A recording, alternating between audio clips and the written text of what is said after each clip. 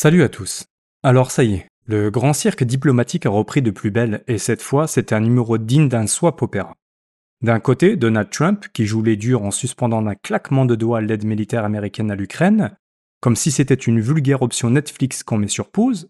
De l'autre, Volodymyr Zelensky qui tente désespérément de rattraper le coup après une rencontre désastreuse dans le bureau ovale vendredi dernier.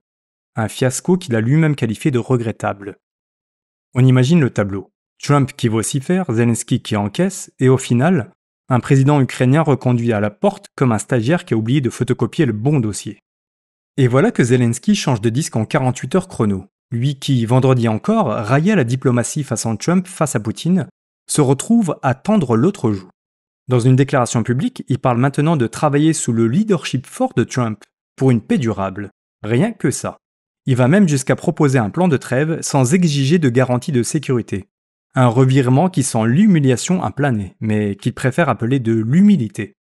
Et pour couronner le tout, il se dit prêt à signer un accord sur les minerais rares, ce deal qu'il avait snobé lors de sa virée calamiteuse à Washington.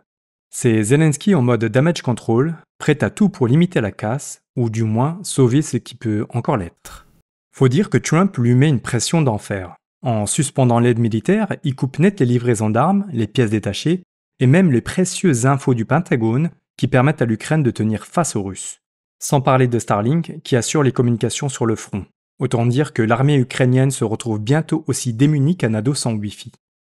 Les stocks tiendront peut-être quelques semaines, mais après. On murmure que les premières pénuries, sérieuses, pourraient frapper d'ici juin. Trump, lui, ne bluffe pas. Il veut des preuves que Zelensky est engagé pour la paix.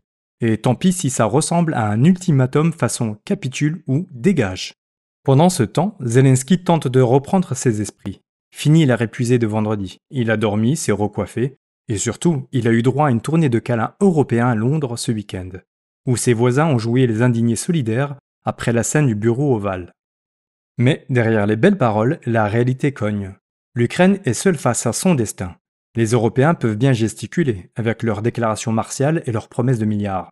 800, selon Ursula von der Leyen. Rien que ça. Mais quand on gratte, ça fond comme un mauvais soufflet. 150 milliards à gratter dans les fonds de tiroir, et le reste, à la charge des États, qui devraient oublier leurs sacro-saintes règles de déficit. Autant dire que ça sent l'enfumage. Alors Zelensky joue sa dernière carte. Il se filme dans une rue déserte de Boutcha, là où tout a basculé il y a 3 ans, et tend une main tremblante aux Américains, un cadeau dans l'autre. Cet accord sur les minerais qu'il brandit comme un ticket pour la rédemption. On pourrait se moquer de ce numéro presque pathétique, mais non. Il y a presque une forme de panache à assumer sa faiblesse, à reconnaître qu'il est à la merci des autres, et à trouver le courage d'avancer quand même.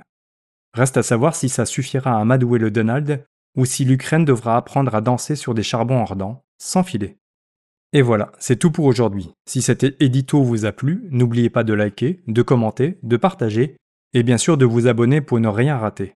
Dites-moi en commentaire ce que vous pensez de ce revirement diplomatique. Zelensky joue-t-il bien ses cartes ou est-il juste en train de s'enfoncer? On se retrouve très vite pour décrypter encore plus d'actu brûlantes. A plus.